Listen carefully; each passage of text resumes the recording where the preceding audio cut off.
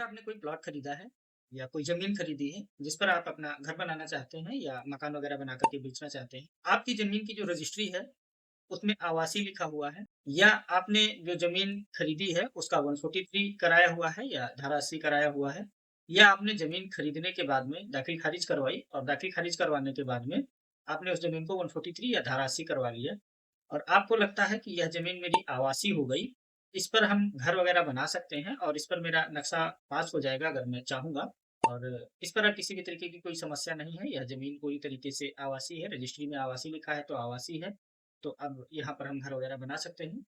या 143 धारा 80 है तो आपको लगता है कि यह ज़मीन एकदम फिट है मेरे घर बनाने के लिए और मैं यहाँ पर किसी भी तरीके का घर बना सकता हूँ, नक्शा वगैरह पास करवा करके विकास प्राधिकरण से। इन चीज़ों में थोड़ा-सा गड़बड़ है, ये एकदम परफेक्ट नहीं है और काफ़ी सारे लोग कमेंट करते हैं और पूछते हैं कि आवासी मेरी ज़मीन है, तो क्या मैं इसका नक्शा पास करा सकता हूँ, यहाँ पर घर बना सकता हूँ, रह सकता हूँ, कोई भविष्य में दिक्कत तो नहीं होगी? इस तरीके के काफ़ी सवाल मेरे पास आते हैं। तो इनमें थोड़ा टेक्निकल प्रॉब्लम है, तो मैंने सोचा प्रॉपर वीडियो आप लोगों के लिए बनाया जाए, जिसमें मैं आप लोगों को बताऊँ कि यह सब चीज़ें हैं क्या और इनका प्रभाव क्या होता है और इनमें फ़र्क क्या होता है। तो ये सब पूरा मैटर क्या है और मेन मुद्दा जो अपना है कि 43 वाली ज़मीन और जो रजिस्ट्री में आवासी लिखा है, उस ज़मीन का इन सब का क्या मतलब है और आवासी लिखे होने से क्या फ़र्क पड़ता है और 143 वगैरह होने से क्या फ़र्क पड़ता है। मेरा नाम है सचिन और आप देख रहे हैं मेरा YouTube channel Sachin blogs L हो।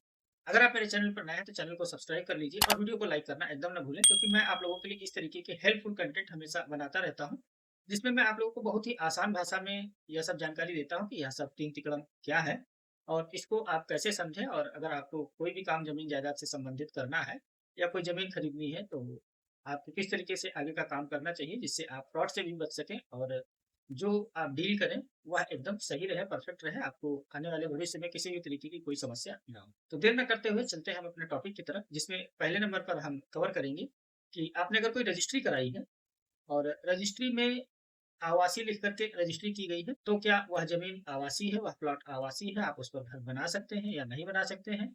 उस पर नक्शा पास होगा या नहीं?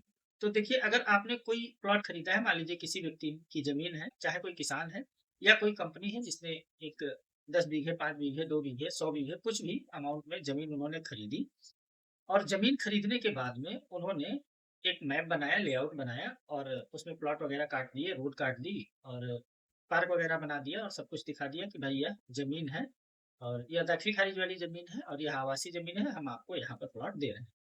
आप आए, आपको ज़मीन दिखाई गई और आपने पूछा दाखिल खारिज हो जाएगा? आप सिर्फ़ दाखिल खारिज इसलिए पूछ रहे हैं कि जो खतौनी है, खतौनी में आपका नाम आएगा या नहीं आएगा? तो उन्होंने कहा हाँ भाई ये दाखिल खारिज हो जाएगी और आपने बयाना दिया उसके बाद में बाउंड्री वगैरह कराई या पहले ही रजिस्ट्री कराई बाद में बाउंड्री कराई।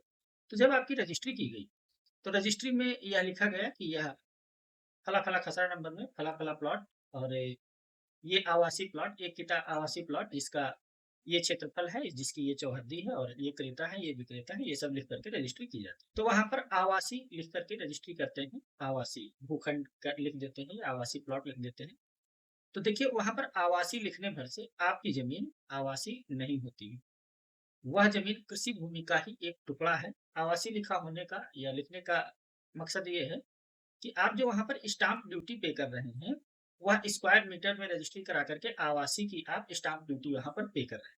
जो स्टाम्प ड्यूटी आवासी संपत्ति की रजिस्ट्री के लिए लागू होती है, वह स्टाम्प ड्यूटी दे करके आप वहाँ पर परचेज कर रहे हैं और स्क्वायर मीटर में रजिस्ट्री करा रहे हैं तो आपको आवासी का स्टाम्प ड्यूटी ही देना पड़ेगा। इसलिए आप वहाँ पर आवासी का स्टाम्प ड्यूटी दे रहे हैं।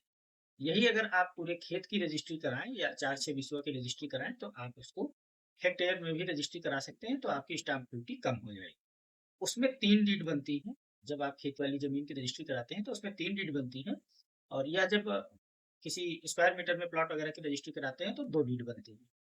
एक डीड आपकी ओरिजिनल होती है, एक होती है उसकी डुप्लीकेट जो बाद में रजिस्ट्री के समय वहाँ पर जमा हो जाती है और ओरिजिनल वाली आपको मिल जाती है। खेती वाली ज़मीन में ओरिजिनल डीड होती है, वह आपको मिलती है, बाकी दोनों कॉपी वहाँ पर जमा हो जाती है। तो आवासी लिख देने से आपकी ज़मीन, आपका प्लॉट आवासी नहीं होता है।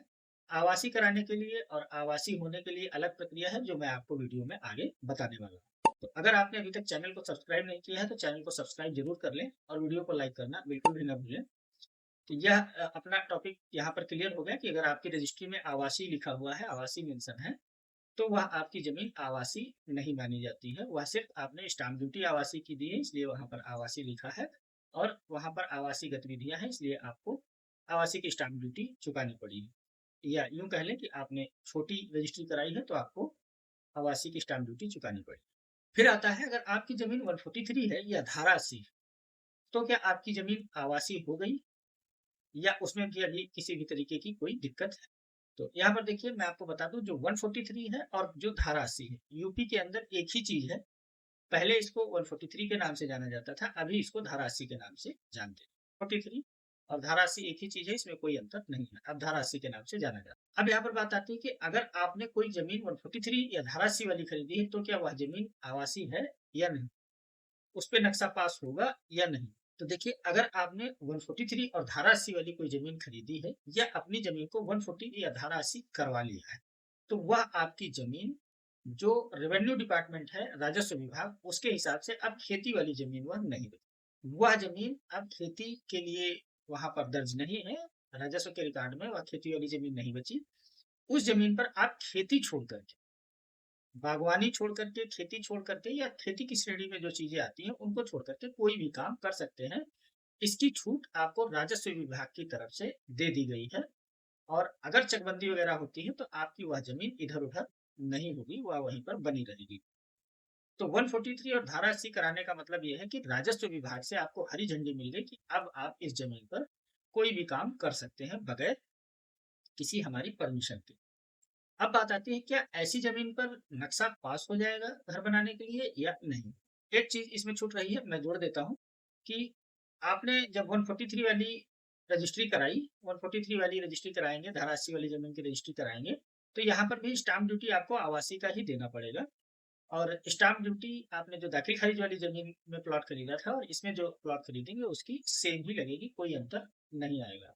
अगर आप बड़ी जमीन खेती वाली हेक्टेयर में रजिस्ट्री कराएंगे, तो उसकी स्टाम्प ड्यूटी कम आएगी और इसकी स्टाम्प ड्यूटी ज्यादा आएगी। भले ही 143 वाली जमीन आपकी 500 स्क्वायर फीट आप खरीदें या 5000 स्क्वायर फीट खरीदें या 50,000 स्क्वायर फीट खरीदें, स्क्वायर मीटर लिख करके रजिस्ट्री होती है।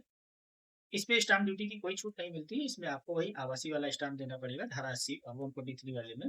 इसमें स्टाम्प ड्यूटी खरीद बिक्री के लिए ज्यादा लगेगी, जितनी बड़ी जमीन होगी उतना ज्यादा लगेगा। और जो कृषि वाली भूमि है उसमें जितना बड़ी जमीन होगी उतना आप कम में स्टाम्प ड्यूटी कम आपकी लगेगी, उतना कम में आप रजिस्ट्री करवा सकते हैं। इसीलिए जो कंपनियां होती हैं या छोटे बिल्डर होते हैं, वह पूरे बीघे की रजिस्ट्री अपने नाम करा लेते हैं, हेक्टेयर एकड़ जो भी रहता है उसकी रजिस्ट्री अपने नाम करा लेते हैं। वह रजिस्ट्री उनकी सस्ते में होती है। और आप जब रजिस्ट्री प्लॉट की कराते हैं तो वह महंगे में होती है, क्योंकि आपको आवासी में रजिस्ट्री कराई जाती है और वह कृषि भूमि में उसकी रजिस्ट्री करवाते हैं। उनकी रजिस्ट्री अगर आप चेक करेंगे तो उसमें आवासी नहीं लिखा होगा, उसमें कृषि भूमि लिखा होगा। उस कृषि भूमि को आपको वो छोटे टुकड़े में बेचते हैं, तब वहां पर वो आवासी लिख करके आपको रजिस्ट्री कर देते हैं। अगर वही जमीन 143 वाली है, कोई बिल्डर खरीदता है, तो उसको काफी ज्यादा स्टाम्प ड्यूटी देनी पड़ती है। इसीलिए आपने देखा होगा, जो एससी कैटेगरी के व्यक्ति हैं उनकी जमीनें जब कोई कंपनियां खरीदती बेचती हैं या आपको प्लॉट देती हैं उनमें, तो वह सीधे किसान से आपको रजिस्ट्री करा देती हैं। अधिकतर खुद से रजिस्ट्री वह नहीं करती हैं, क्योंकि खुद से रजिस्ट्री करने के लिए पहले उनको किसान से अपने नाम रजिस्ट्री कराना पड़ेगा, फिर आपके नाम रजिस्ट्री कराएंगे, जिसमें 2 बार स्टाम्प ड्यूटी खर्चा होती है और उनकी पूरी की पूरी स्टाम्प ड्यूटी लैप्स हो जाती है, उनको कोई बेनिफिट उसका नहीं मिलता है, या उसको वसूल करने के चक्कर में जमीन महंगी करनी पड़ती है उनको, जो कि आपसे ही वसूला जाता है। आपने अगर कोई कृषि भूमि का टुकड़ा खरीद लिया है और आपके नाम पर दाखिल खारिज हो गई है, तो आप अपने नाम से धारा 80 करवा सकते हैं।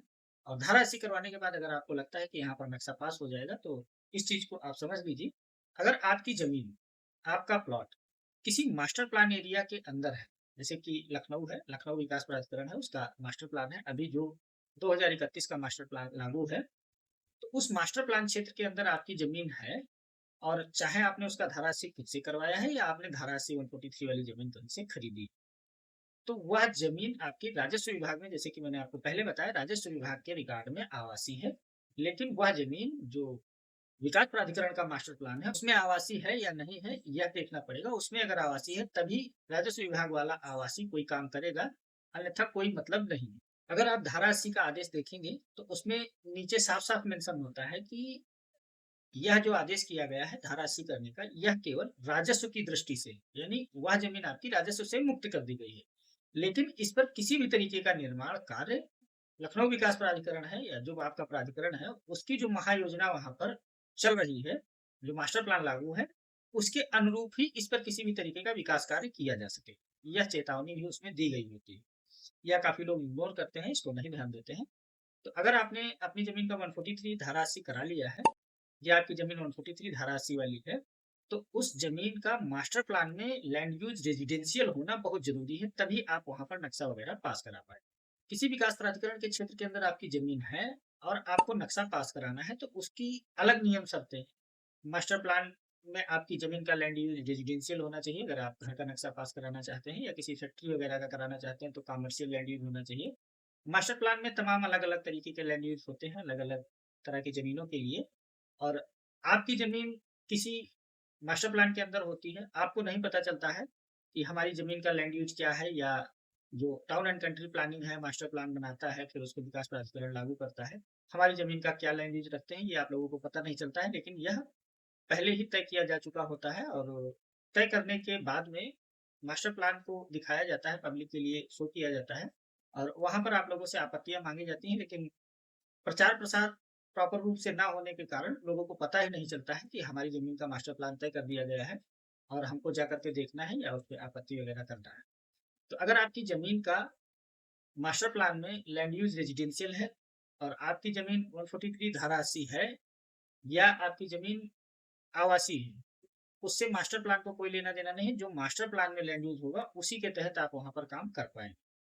अगर लैंड यूज़ रेज़िडेंशियल है और आप वहाँ पर नक्शा पास कराना चाहते हैं, तो उनकी जो अन्य नियम और शर्तें, वहाँ पर आपके प्लॉट के सामने सड़क की चौड़ाई क्या होनी चाहिए, आपका जो प्लॉट है वो किसी अवैध कॉलोनी में नहीं होना चाहिए, यानी उस कॉलोनी का नक्शा वगैरह पास होना चाहिए।